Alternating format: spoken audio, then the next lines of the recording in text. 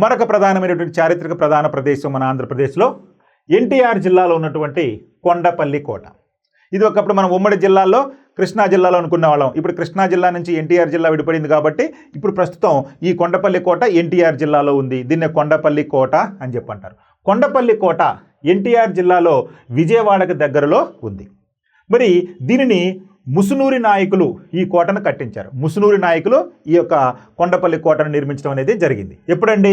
1370లో ముసునూరి నాయకులు పతనం తర్వాత కొండవీడు రెడ్డి రాజులు ఈ కోటను ఆక్రమించారు. కొండపల్లి గ్రామం కొండపల్లి బొమ్మలకు ప్రసిద్ధి. సో ఈ విధంగా ఈ కొండపల్లి కోటను ఎవరు నిర్మించారయ్య అంటే ముసునూరి నాయకులు నిర్మించారు.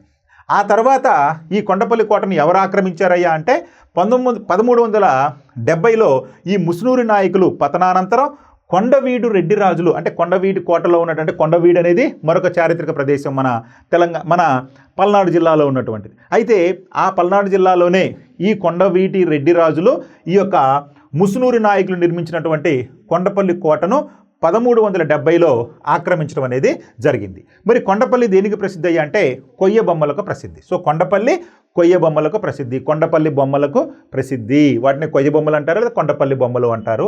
ఇది ఎన్టీఆర్ జిల్లాలో కొండపల్లికి ఉన్నటువంటి, చూడండి ఇప్పటికీ ఉన్నటువంటి కొండపల్లి కోట. రైట్. మరొక ప్రధానమైన చారిత్రక ప్రదేశం ఏలూరు జిల్లాలో ఉన్నటువంటి కొల్లేరు సరస్సు. ఏలూరు జిల్లాలో ఉన్నటువంటి కొల్లేరు సరస్సు భారతదేశంలోని అతిపెద్ద మంచినీటి సరస్సుల్లో కొల్లేరు సరస్సు ఒకటి. భారతదేశంలో అతిపెద్ద మంచినీటి సరస్సు ఏదండి? జమ్మూ కాశ్మీర్లో ఉన్నటువంటి ఊలార్ సరస్సు. ప్రస్తుతం భారతదేశంలో అతిపెద్ద మంచినీటి సరస్సు ఊలార్ సరస్సు, అది జమ్మూ కాశ్మీర్లో ఉంది. ఆ తర్వాత అతిపెద్ద మంచినీటి సరస్సుల్లో మన ఆంధ్రప్రదేశ్లోని ఏలూరు జిల్లాలో ఉన్నటువంటి కొల్లేరు సరస్సు ఒకటి. మరి గోదావరి కృష్ణా నదుల మధ్య విస్తరించి ఉంది. మరి ఈ కొల్లేరు సరస్సు ఎక్కడ ఉందండి? గోదావరి కృష్ణా డెల్టాల మధ్యలో లేదా గోదావరి కృష్ణా నదుల మధ్యలో ఈ కొల్లేరు సరస్సు అనేది ఉంది. మరి కొల్లేటి సరస్సు వద్ద ఆటపాక పక్షి సంరక్షణ కేంద్రం ఉంది.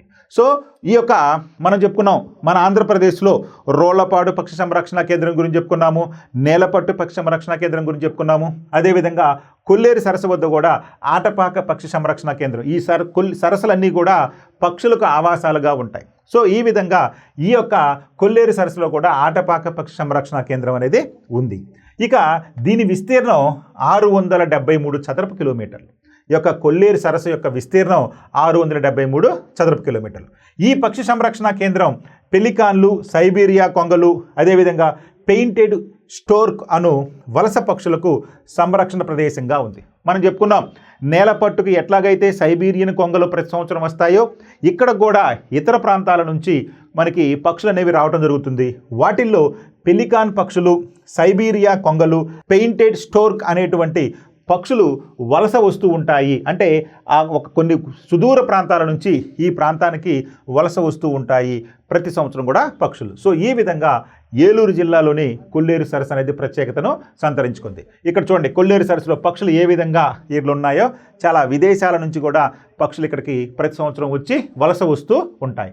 రైట్. మరొక ప్రధానమైనటువంటి చారిత్రక ప్రదేశం మన ఆంధ్రప్రదేశ్లో కాకినాడ జిల్లాలో ఉన్నటువంటి కోరింగ. కాకినాడ జిల్లాలో ఉన్నటువంటి కోరింగ వన్యప్రాణి సంరక్షణ కేంద్రం కాకినాడ జిల్లాలో ఉంది. ఈ కోరింగలో వన్యప్రాణి సంరక్షణ కేంద్రం ఉంది. వన్యప్రాణి సంరక్షణ కేంద్రం భారతదేశంలో విస్తరించిన మడ అడవులలో 2వ అతిపెద్దది ఇక్కడ కోరింగలో ఉంది. మరి మన భారతదేశంలో విస్తరించినటువంటి అతిపెద్ద మడ అడవి ఏదయ్యా అంటే పశ్చిమ బెంగాల్ రాష్ట్రంలో ఉన్నటువంటి సుందరవనాలు. పశ్చిమ బెంగాల్ రాష్ట్రంలో ఉన్నటువంటి సుందరవనాల తర్వాత అతిపెద్ద మడ అడవులు మన ఆంధ్రప్రదేశ్లోనే ఉన్నాయి. అవి కూడా ఈ కోరింగ ప్రాంతంలోనే ఉన్నాయి. అంటే గోదావరి నది ముఖద్వారంలో ఈ యొక్క మడ అడవులు విస్తరించి ఉన్నాయి. భారతదేశంలో విస్తరించిన మడ అడవుల్లో 2వ అతిపెద్దది ఈ కోరింగ మడ అడవులు. మరి ఈ ప్రదేశంలో అనేక రకాల మడ చెట్లు మరియు 120 కన్నా ఎక్కువ సంఖ్యలో పక్షి జాతులు ఉన్నాయి. మడ ఆవరణ వ్యవస్థ సముద్రం లేదా మహాసముద్రంలో నదికి కలిసే ప్రదేశం. సో ఈ విధంగా ఈ యొక్క కోరింగ అనేది ఇక్కడ వన్యప్రాణి సంరక్షణ కేంద్రంతో పాటు పక్షి సంరక్షణ కేంద్రాలు కూడా ఉన్నాయి. సో ఈ విధంగా ఇక్కడ 120 రకాల కంటే ఎక్కువగా పక్షి జాతులు ఇక్కడ ఆవాసాలు ఏర్పాటు చేసుకుని ఉన్నాయి. ఇది కోరింగ వన్యప్రాణి సంరక్షణ కేంద్రానికి సంబంధించినటువంటి వివరాలు. చూడండి, ఇది మడ అడవులు. ఈ విధంగా మడ అడవులు విస్తరించి ఉన్నాయి. అక్కడ ఇట్లాంటి చెట్లు ఎక్కువగా ఈ కోరింగ ప్రాంతంలో విస్తరించి ఉన్నాయి. నెక్స్ట్ మరొక ప్రధాన చారిత్రక ప్రదేశం అల్లూరి సీతారామరాజు జిల్లాలో ఉన్నటువంటి బొర్రా గుహలు. అల్లూరి సీతారామరాజు జిల్లాలో ఉన్నటువంటి బొర్రా గుహలు. మన ఆంధ్రప్రదేశ్లో ప్రధానంగా రెండు జిల్లాలు ఉన్నాయి. అవి గిరిజన ప్రధానమైన జిల్లాలు. అందుట్లో ఒకటి అల్లూరి సీతారామరాజు జిల్లా అయితే మరొకటి మన్యం జిల్లా, పార్వతీపురం మన్యం జిల్లా. ఈ రెండు కూడా గిరిజనులు అధిక సంఖ్యలో ఉన్నటువంటి జిల్లాలు లేదా మన్యం జిల్లాలు అని చెప్పాను, గిరిజన జిల్లాలు అని కూడా పిలుస్తారు. అందులో మొదటిది అల్లూరి సీతారామరాజు జిల్లా. ఈ అల్లూరి సీతారామరాజు జిల్లాలోనే చరిత్ర ప్రసిద్ధి చెందినటువంటి బొర్రా గుహలు విస్తరించి ఉన్నాయి. ఒకప్పుడు ఇది విశాఖపట్నంలో భాగంగా ఉండేది. ఇప్పుడు ప్రత్యేకమైన జిల్లా చేయడం జరిగింది ఈ ప్రాంతాన్ని. ఇక్కడ చూడండి, విశాఖపట్నం జిల్లా అరకు లోయలోని అనంతగిరి కొండలలో బొర్రా గుహలు కేంద్రీకరించబడి ఉన్నాయి. మనకి వాస్తవానికి ఇది తప్పు, ఎందుకంటే టెక్స్ట్ బుక్లో ఉంది కాబట్టి మనం యాజ్ టీజ్గా మనం ఇవ్వడం జరిగింది. మనం ఇప్పుడే చెప్పుకున్నాం, విశాఖపట్నం జిల్లా నుండి మనకి ఈ యొక్క అల్లూరి సీతారామరాజు జిల్లాని వేరు చేయడం జరిగింది. మరి ఆ వేరు చేసినటువంటి అల్లూరి సీతారామరాజు జిల్లా ప్రాంతంలోనే ఈ బొర్రా గుహలు ఉన్నాయి. అంటే ప్రస్తుతం విశాఖపట్నంలో బొర్రా గుహలు లేవు, మనకి గుర్తుపెట్టుకోవాలి. అయితే టెక్స్ట్ బుక్లో ఉంది కాబట్టి మీరు జాగ్రత్తగా అబ్జర్వ్ చేయండి, మీకు తెలియటం కోసం చెప్పడం జరిగింది. సో ఈ విధంగా 705 మీటర్ల పొడవున 80 మీటర్ల లోతులో విస్తరించి ఉన్న ఈ గుహలు భారతదేశంలో లోతైన పెద్ద గుహలలో ఒకటి. సో ఈ బొర్రా గుహలు 705 మీటర్ల పొడవున 80 మీటర్ల లోతు వరకు విస్తరించినటువంటి గుహలు భారతదేశంలోనే లోతైన గుహలలో ఒకటి. ఈ బొర్రా గుహలు సున్నపరాయి నిక్షేపాల మధ్య ప్రవహించిన గోస్తని నది కారణంగా ఏర్పడినాయి. సో అసలుకి ఈ బొర్రా గుహలు ఎట్లా ఏర్పడినాయి అంటే, సున్నపరాళ్ళు ఉన్నటువంటి ప్రాంతాల్లో నది ప్రవహిస్తే అక్కడ రసాయన చర్య జరిగి సున్నం కరిగిపోయి కొన్ని రకాలైనటువంటి భూస్వరూపాలు ఏర్పడతాయి. వాటిని స్టాలక్టైట్లని, స్టాలగ్మైట్లని, గుహలని ఇట్లా మనకి పిలుస్తుంది. వాటిని కాస్ట్ టోపోగ్రఫీ అని కూడా అంటారు. అయితే మన ఆంధ్రప్రదేశ్లో ఈ అల్లూరి సీతారామరాజు జిల్లా ప్రాంతంలో ఈ బొర్రా గుహలు ఈ సున్నపరాయి నిక్షేపాలు క్రమక్షయం చెందటం వలన, ఏ నది క్రమక్షయం చెందటం వలన? గోస్తని నది క్రమక్షయం వలన ఈ సున్నపరాళ్ళు క్రమక్షయం జరిగి బొర్రా గుహలు అనేవి ఉద్భవించాయి. మీరు ఇది గుర్తుపెట్టుకోవాలి. చూడండి, ఈ గుహల్లో చూడండి ఎట్లా గుహ ఏర్పడిందో. ఈ గుహలోనే పైకి పొడుచుకొచ్చినటువంటి దాన్ని స్టాలగ్మైట్లని, పైనుంచి కిందకు వచ్చినటువంటి దాన్ని స్టాలక్టైట్లని ఇట్లా మనకి పిలుస్తూ ఉంటారు. ఇవన్నీ కూడా గుహలలో కనిపించేటటువంటి సాధారణమైనటువంటి భూస్వరూపాలు. రైట్, మరొక ప్రధానమైన చారిత్రక ప్రదేశం విజయనగరం జిల్లాలో ఉన్నటువంటి బొబ్బిలి కోట. చారిత్రక ప్రసిద్ధి చెందినటువంటి ప్రాంతం బొబ్బిలి కోట. బొబ్బిలి కోట విజయనగరం జిల్లాలో ఉంది. 19వ శతాబ్ది మధ్యకాలంలో ఈ కోట బొబ్బిలిలో నిర్మించబడింది. 1757లో బొబ్బిలి రాజులకు విజయనగర రాజులకు మధ్య జరిగినటువంటి బొబ్బిలి యుద్ధంలో ఈ మట్టి కోట నాశనమైంది. ఇది ఒక మట్టి కోట అంట, చూడండి. అయితే ఈ మట్టి కోట ఎప్పుడు నాశనమైంది అంటే 1757లో బొబ్బిలి రాజులకు విజయనగర రాజులకు మధ్య జరిగినటువంటి యుద్ధంలో ఈ మట్టి కోట నాశనమైంది. తరువాత అదే పేరుతోటి తిరిగి దీన్ని నిర్మించడం జరిగింది. అంటే ఆ తర్వాత కాలంలో అదే ప్లేస్లో ఈ కోటను తిరిగి నిర్మించడం జరిగింది. ఇక్కడికి దగ్గరలోని గొల్లపల్లికి చెందిన సర్వసిద్ధ వడ్రంగులు ప్రసిద్ధి పొందిన బొబ్బిలి వీణను తయారు చేస్తున్నారు. Very very important. బొబ్బిలి వీణను తయారు చేసేవాళ్ళు ఎవరయ్యా అంటే గొల్లపల్లికి చెందినటువంటి సర్వసిద్ధ వడ్రంగులు. వడ్రంగులు అంటే చెక్క పని చేసేవాళ్ళు. సో సర్వసిద్ధి వడ్రంగులు ఈ యొక్క బొబ్బిలి వీణ చేయటంలో ఫేమస్. కాబట్టి బొబ్బిలి వీణ, అందుకనే బొబ్బిలి ప్రాంతానికి సమీపంలో వాళ్ళు ఉన్నారు కాబట్టి దానికి వాళ్ళు తయారు చేసినటువంటి వీణకు బొబ్బిలి వీణ అని చెప్పి పేరు వచ్చింది. సో సర్వసిద్ధి వడ్రంగులు ఈ బొబ్బిలి వీణను తయారు చేస్తూ ఉంటారు. ఈ ప్రాంతం ఈ యొక్క విజయనగరానికి విజయనగరంలోని బొబ్బిలి ప్రాంతానికి సమీపంగా ఉంది కాబట్టి దాన్ని బొబ్బిలి వీణ అని చెప్పి అనటం జరిగింది. సో ఈ విధంగా ఇదిగోండి బొబ్బిలి కోట, అదేవిధంగా బొబ్బిలి వీణ కూడా ఇక్కడ మీరు చూడొచ్చు. రైట్, మరొక ప్రధానమైన అంశం శ్రీకాకుళం జిల్లాలోని తేలి నీలాపురం. దీని యొక్క ప్రసిద్ధి ఏంటో చూద్దాం. శ్రీకాకుళం జిల్లాలోని తేలి నీలాపురం అనేది ఉంది. తేలి నీలాపురం మరియు తేలుకుంచి పక్షి సంరక్షణ కేంద్రాలు శ్రీకాకుళం జిల్లాలో ఉన్నాయి. సో తేలి నీలాపురం మరియు తేలుకుంచి పక్షి సంరక్షణ కేంద్రాలు ఈ ప్రాంతంలో ఉన్నాయి. సో ఈ విధంగా శ్రీకాకుళం జిల్లాలో తేలి నీలాపురం, ఈ తేలి నీలాపురం దీనికి సమీపంలోనే తేలుకుంచి పక్షి సంరక్షణ కేంద్రాలు విస్తరించి ఉన్నాయి. ఇది శ్రీకాకుళం జిల్లాలో ఉన్నటువంటి ప్రాంతాలు. ప్రతి సంవత్సరం సుమారు 3000 సంఖ్యలో పెలికాన్లు మరియు పెయింటెడ్ స్టార్క్ పక్షులు సైబీరియా నుండి ఈ గ్రామాలను సెప్టెంబర్ నుండి మార్చి నెల వరకు సందర్శిస్తూ ఉంటాయి. చూడండి, ఈ యొక్క తేలుకుంచి పక్షి సంరక్షణ కేంద్రంలో ఏ పక్షులు ఉంటాయ్యా అంటే పెలికాన్ పక్షులు మరియు పెయింటెడ్ స్టార్క్ పక్షులు ఇక్కడికి వలస వస్తూ ఉంటాయి. అదేవిధంగా ఎక్కడి నుంచి వస్తున్నాయండి? సైబీరియా నుంచి వలస వస్తూ ఉంటాయి. అదేవిధంగా ఈ గ్రామాలను సెప్టెంబర్ నుండి మార్చి నెల వరకు ఇవి సందర్శిస్తూ ఉంటాయి పక్షులు. వెరీ వెరీ ఇంపార్టెంట్, నెలలు గుర్తుపెట్టుకోవాలి.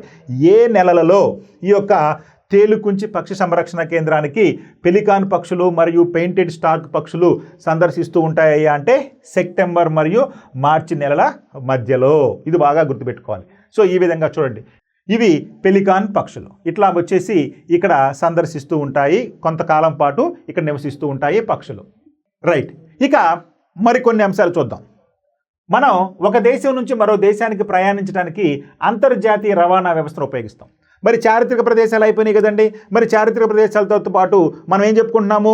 ప్రపంచాన్ని చూసి వద్దాం అనుకుంటున్నాం కదా. మరి ప్రపంచాన్ని చూసి వద్దాం అన్నటువంటి అంశంలో భాగంగా ఇప్పుడు మన రాష్ట్రంలో ఉన్నటువంటి వివిధ చారిత్రక ప్రదేశాల గురించి మనం చూసాము.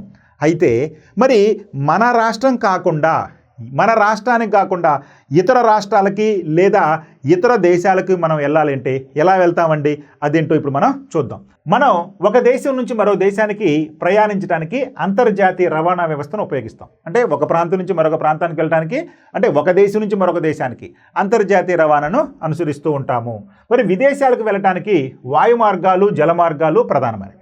మరి ఇతర దేశాలకు వెళ్ళాలంటే మనకి మన గ్రామం నుంచి మరొక గ్రామానికో, ఒక రాష్ట్రం నుంచి మరొక రాష్ట్రానికో, ఒక పట్టణం నుంచి మరొక పట్టణానికో మనం ఒక ప్రాంతంలో వెళ్ళాలి అంటే సాధారణంగా రోడ్డు మార్గాలను, రైలు మార్గాలను అనుసరిస్తాం. కానీ ఒక దేశం నుంచి మరొక దేశానికి వెళ్ళాలనుకోండి, రోడ్డు మార్గాల కన్నా కూడా మనకి వాయు మార్గాలు, జల మార్గాలు అనేవి అత్యంత అనుకూలమైనవి. మరి అంతే కదా. మరి ప్రపంచాన్ని చూసి వద్దామంటే ప్రపంచం మొత్తం కూడా భూభాగంతో అనుసంధానమైందా అంటే లేదు, మధ్యలో సముద్రాలు ఉంటాయి. మరి సముద్రాలను దాటాలంటే జల రవాణాను ఉపయోగించాలి. కానీ అత్యంత దూర ప్రాంతాలు ప్రయాణం చేయాలి కాబట్టి ఈ జల మార్గాల ద్వారా ప్రయాణం చేస్తే మనకి ఎక్కువ సమయం పడుతుంది. మరి సమయాన్ని ఆదా చేసుకోవాలి అంటే వాయు మార్గాలను అనుసరించాలి. సో కాబట్టి అంతర్జాతీయ రవాణా కోసం మనం ప్రధానంగా 2 మార్గాలను చూస్ చేసుకుంటాము. ఒకటి జల మార్గము, 2 వాయు మార్గము. వాయు మార్గమేమో అత్యంత వేగవంతమైంది, ఖర్చుతో కూడుకుంది. జల మార్గమేమో నెమ్మదిగా ఉంటుంది, మనకి ఎక్కువ సమయం వృధా అవుతుంది. ఆ రెండింటి మధ్య వ్యత్యాసం అది. ఇక ఎక్కువ మంది విమానంలో ప్రయాణించడానికి మొగ్గు చూపుతారు. ఎందుకండి? సమయం ఆదా అవుతుంది కాబట్టి, ఎక్కువ ప్రాంతాలను తక్కువ సమయంలో చూడవచ్చు కాబట్టి. మరి తక్కువ ఖర్చుతో కూడుకున్నది కాబట్టి కొంతమంది ఓడలో ప్రయాణించడానికి ఇష్టపడతారు. మరి ఓడ ప్రయాణం తక్కువ ఖర్చుతో కూడుకుంది వాయు మార్గాలతో పోల్చుకున్నప్పుడు. కానీ ఓడ ప్రయాణానికి ఎక్కువ సమయం పడుతుంది, అంతే కదా. ఓడ ప్రయాణానికి ఎక్కువ సమయం పడుతుంది. సో ఈ విధంగా మరి నౌకాశ్రయాలు మనకి జల రవాణాకు అనుకూలంగా ఉంటే, మరి విమానాశ్రయాలు వాయు రవాణాకు అనుకూలంగా ఉంటాయి. సో విమానాశ్రయాలు అంటే విమానాలు ఆగేటువంటి ప్రాంతాన్ని విమానాశ్రయాలు అంటారు. మరి నౌకల రాకపోకలకు అనుకూలంగా ఉన్నటువంటి ప్రాంతాలను నౌకాశ్రయాలు అంటారు. మరి మన రాష్ట్రంలో ఉన్నటువంటి నౌకాశ్రయాల్లో విశాఖపట్నం నౌకాశ్రయం, అదే కృష్ణపట్నం నౌకాశ్రయం, అదేవిధంగా భీమునిపట్నం నౌకాశ్రయం మొదలైనటువంటివి మన రాష్ట్రంలో ఉన్నటువంటి ప్రధానమైనటువంటి నౌకాశ్రయాలు. మరి విమానాశ్రయాలు తీసుకున్నాం అనుకోండి, మనకి గన్నవరం విమానాశ్రయం, విశాఖపట్నం అంతర్జాతీయ విమానాశ్రయం, అదేవిధంగా రేణిగుంట విమానాశ్రయం, ఇట్లా మన రాష్ట్రంలో కూడా అనేక విమానాశ్రయాలు ఉన్నాయి. వాటిల్లో కొన్ని పెద్దగా ఉంటే మరికొన్ని చిన్న విమానాశ్రయాలు ఉన్నాయి. మరి ఉన్నత చదువుల కోసం, వివిధ ప్రదేశాల సందర్శన కోసం, క్రీడల్లో పాల్గొనడం కోసం, ఉద్యోగరీత్యా, వ్యాపారరీత్యా ఇలా అనేక మంది అనేక పనుల కోసం విదేశాలకు వెళ్తూ ఉంటారు. మరి విదేశాలకు వెళ్ళే వాళ్ళు ఓన్లీ చారిత్రక ప్రదేశాలు చూడటానికి లేదా ఆహ్లాదకరమైన ప్రాంతాలను సందర్శించడానికి వెళ్తారంటే కాదు. వాటితో పాటుగా కొంతమంది చదువుల కోసం వెళ్ళొచ్చు, మరి కొంతమంది విదేశీ సందర్శన కోసం లేదా క్రీడల్లో పాల్గొనడం కోసం, ఉద్యోగరీత్యా, వ్యాపారరీత్యా ఇలా ఒక దేశం నుంచి మరొక దేశానికి ప్రయాణిస్తూ ఉంటాము మనం, అంతే కదా. రైట్, ఇక చూడండి, మన ప్రదేశంలో దొరికే లేదా తయారు చేసే ఉత్పత్తులు లేక సరుకులు అధికంగా ఉంటే అవి ఇతర ప్రదేశాలకు పంపబడతాయి, అంతే కదా. మనం కొన్ని రకాలైన వస్తువులు తయారు చేస్తున్నాం అనుకోండి లేదా పండిస్తున్నాం అనుకోండి, మన అవసరాలు పోగా వాటిని ఏం చేస్తామండి, ఇతర ప్రాంతాలకు ఎగుమతి చేస్తూ ఉంటాం. మరి ఇతర ప్రాంతాల కంటే కొన్ని సందర్భాల్లో ఇతర దేశాలకు కూడా మనం ఎగుమతి చేయొచ్చు. ఫర్ ఎగ్జాంపుల్, మన ఆంధ్రప్రదేశ్లో పండేటువంటి మామిడి, నూజివీడు మామిడి కానీ, లేదంటే కనుక ఇక ఏ ప్రాంతంలో ఉన్నటువంటి మామిడిలైనా మనము ఇతర దేశాలకు ఎగుమతి చేస్తూ ఉంటాం. మరి ఎక్కడో ఇతర దేశాల్లో పండుతున్నటువంటి కొన్ని పండ్లను మనం దిగుమతి చేసుకుంటూ ఉంటాం. మరి ఈ పద్ధతిని ఏమన్నామండి, ఎగుమతి. అంటే మనకి అవసరానికి సరిపోగా ఇతర ప్రాంతాలకు మనకి పంపిస్తున్నటువంటి విధానాన్ని ఏమన్నామంటే ఎగుమతి అన్నాం. మరి ఎగుమతి ద్వారా విదేశీ కరెన్సీ లభిస్తుంది. మరి ఎగుమతి ద్వారా మనకి ఏం లభిస్తుందయ్యా? ఇతర దేశాలకు పంపిస్తున్నాం కాబట్టి వారి డబ్బులు మనకి ఇస్తారు. కాబట్టి విదేశీ మారకం మనం ఆర్జించవచ్చు. ఆయా దేశాల ఆర్థిక అభివృద్ధికి సహాయపడుతుంది. మరి ఈ విదేశీ మారక ద్రవ్యాలు మనం ఆర్జించడం వల్ల మన ఆర్థిక అభివృద్ధికి అది సహాయపడుతుంది. సో మనకు అవసరమైన ఉత్పత్తులను ఇతర ప్రదేశాల నుండి దిగుమతి చేస్తాం. అంతే కదా, మనకి లేనటువంటి వస్తువులను ఇతర ప్రదేశాల నుంచి దిగుమతి చేసుకుంటాం. మనకి ఎక్కువగా ఉన్నటువంటి వస్తువులను ఇతర దేశాలకు ఎగుమతి చేస్తూ ఉంటాం. చూడండి, ఎగుమతులు మన ప్రధానంగా మామిడి, అరటి, దానిమ్మ ఈ 3 పండ్లను మనం మన రాష్ట్రం నుంచి ఇతర దేశాలకు, ఇతర రాష్ట్రాలకు ఎగుమతి చేస్తున్నాం. మరి మనకి కావలసినటువంటి కివీ పండ్లు, డ్రాగన్ ఫ్రూట్స్, అదేవిధంగా డ్యూరియన్ ఫ్రూట్, ఇటీవల కాలంలో డ్రాగన్ ఫ్రూట్స్ను కూడా మనము ఉత్పత్తి చేస్తున్నాం మన రాష్ట్రంలో. మరి కివీ ఫ్రూట్స్, అదేవిధంగా డ్యూరియన్ ఫ్రూట్లు ఇతర దేశాల నుంచి, అమెరికా మరియు యూరోప్ దేశాల నుంచి మనం దిగుమతి చేసుకుంటూ ఉన్నాం. రైట్, ఇక చూడండి, సరుకుల రవాణా కొరకు కొన్ని ప్రత్యేక వాహనాలు ఉంటాయి. సరుకులు రవాణా చేయడానికి కొన్ని ప్రత్యేక వాహనాలు, ఎందుకంటే కొన్ని సరుకులు త్వరగా చెడిపోయే అవకాశం ఉంటుంది. కాబట్టి వాటిని ఫ్రిడ్జ్లో పెట్టి వాటిని ఐసుల్లో బంధించి పంపించాల్సి ఉంటుంది. కాబట్టి ప్రత్యేక వాహనాలు వాటికి అవసరం. ఇవి సరుకులను ఒక ప్రాంతం నుంచి మరొక ప్రాంతానికి, ఒక దేశం నుంచి మరొక దేశానికి రోడ్డు మార్గం ద్వారా లేదా జల మార్గం ద్వారా లేదా రైలు మార్గాల ద్వారా చేరవేస్తాయి. ఇలాంటి రవాణా సురక్షితమైంది. చూడండి, మనకి రోడ్డు మార్గాల ద్వారా, విమాన మార్గాల ద్వారా, రైలు మార్గాల ద్వారా, జల మార్గాల ద్వారా సరుకులను మనం ఎగుమతి చేస్తాము, దిగుమతి చేసుకుంటూ ఉంటాము. ఈ విధంగా ఏ రవాణాను వినియోగించుకోవాలనేది సరుకుల యొక్క లక్షణాన్ని బట్టి, సరుకుల యొక్క స్థితిని బట్టి మనము అనుసరిస్తూ ఉంటాం. విలువైనటువంటి వస్తువులు అనుకోండి, సాధారణంగా మనకి ఈ యొక్క వాయు మార్గాల ద్వారా మనం తీసుకెళ్ళడం జరుగుతుంది. సో ఇవి తొందరగా చెడిపోయే వస్తువులు అనుకోండి, ఈ యొక్క వాయు మార్గాల ద్వారా రవాణా చేస్తూ ఉంటాం. సో ఈ విధంగా మనము కావలసినటువంటి సరుకులను ఎగుమతి చేయడమే కాకుండా కావలసినటువంటి వాటిని దిగుమతి చేసుకోవడానికి కూడా ఈ 4 రకాలైనటువంటి రవాణా వ్యవస్థలను ఉపయోగించుకుంటూ ఉంటాం. రైట్, ఇక చూడండి, మరి పటంలోని క్రీడాకారిణి గుర్తుపెట్టారండి. ఈమె మన ఆంధ్రప్రదేశ్కి చెందినటువంటి పూసర్ల వెంకట సింధు, మనం పివి సింధు అని చెప్పి అంటాం. ప్రసిద్ధ బ్యాడ్మింటన్ క్రీడాకారిణి. మన ఆంధ్రప్రదేశ్కే కాదు, యావత్ దేశానికి ఈమె ఒక బ్యాడ్మింటన్ ప్లేయర్గా సుపరిచితురాలు. సో కాబట్టి మన ఆంధ్రప్రదేశ్ నుంచి వచ్చినటువంటి పివి సింధు ఒక అంతర్జాతీయ బ్యాడ్మింటన్ క్రీడాకారిణి. ఈమె పేరు పూసర్ల వెంకట సింధు. ఈమె ఒక ప్రఖ్యాత బ్యాడ్మింటన్ క్రీడాకారిణి. ఈమె మన దేశానికి గర్వకారణం. ఒలింపిక్ క్రీడలలో భారతదేశం తరపున 2016 ఒలింపిక్స్లో రజత పతకాన్ని సాధించిన మొదటి భారతీయ మహిళ. సింధు రకరకాల పోటీల్లో ఎన్నో పతకాలను గెలుచుకుంది. ఇక్కడ మనం గుర్తుపెట్టుకోవాల్సింది, ఈమె మన రాష్ట్రానికి చెందిందని చెప్పి అందరికీ తెలిసింది. అయితే ఏ క్రీడలలో ఈమెకి బహుమతి వచ్చిందయ్యా అంటే 2016 ఒలింపిక్స్ క్రీడల్లో 2016 ఒలింపిక్స్ క్రీడల్లో ఈమెకి రజత పథకం సాధించడం జరిగింది. ఈమె ఏ క్రీడల్లో ఉండి? బ్యాడ్మింటన్లో రజత పథకం సాధించింది. అంతేకాదు, అలా రజత పథకం సాధించిన మొదటి భారతీయ మహిళగా ఈమె చరిత్ర సృష్టించింది. ఇది మీరు గుర్తుపెట్టుకోవాలి. అంటే 2016 ఒలింపిక్ గేమ్స్ రజత పథకం మొదటి మహిళ.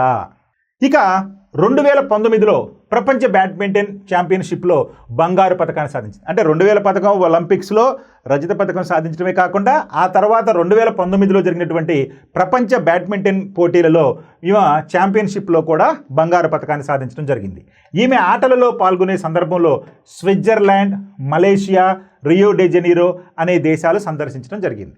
ఓకే, సో కాబట్టి ఈమె క్రీడలను ఆడే సందర్భంలో చెప్పుకున్నాం కదా, ఇతర దేశాలకు ఏ దేశాలు సందర్శించిందండి? Switzerland, Malaysia, Rio de Janeiro వంటి దేశాలు సందర్శించడం జరిగింది ఈమె క్రీడాకారిణిగా.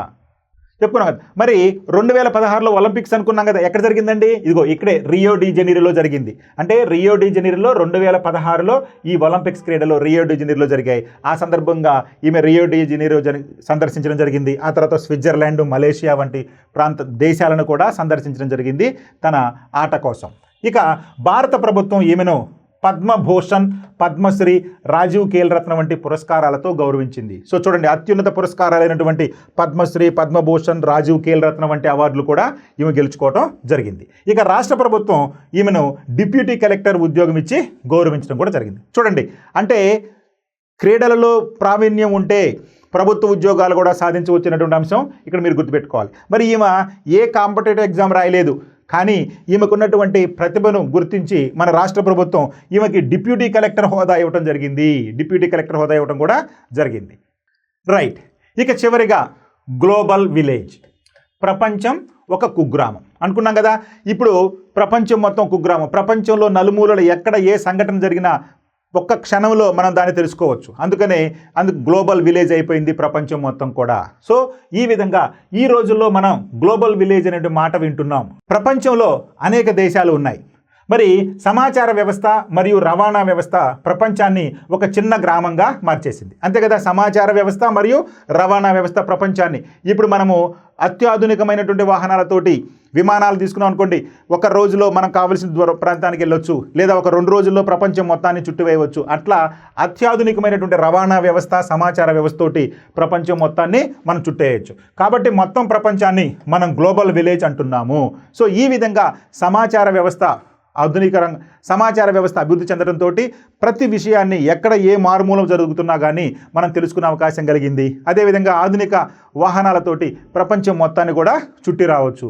అందుకనే గ్లోబల్ విలేజ్ అనేటువంటి పదం వెలుగులోకి వచ్చింది. చూడండి, గ్లోబల్ విలేజ్, మొత్తం ప్రపంచం మొత్తాన్ని మనం తిరిగి రావచ్చు. చూడండి, మరి సమాచార వ్యవస్థ, రవాణా వ్యవస్థలను అంతర్జాలం, ఇంటర్నెట్ విపరీతంగా ప్రభావితం చేసి ప్రపంచాన్ని ఒక గ్రామంగా మార్చివేసింది.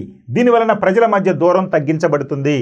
ప్రపంచంలో ఏ ప్రదేశంలో ప్రజలైనా చేరుకోదగ్గ విధంగా కనెక్ట్ చేయబడింది. సో ఈ విధంగా సమాచార వ్యవస్థ, రవాణా వ్యవస్థలను అంతర్జాలం, అంటే మనం ఇంటర్నెట్ అనుకుంటాం కదా, ఇంటర్నెట్ అని తెలుగులో అంతర్జాలం అంటారు. ఈ ఇంటర్నెట్ విపరీతంగా ప్రభావితం చేసి ప్రపంచాన్ని ఒక కుగ్రామంగా చేసింది.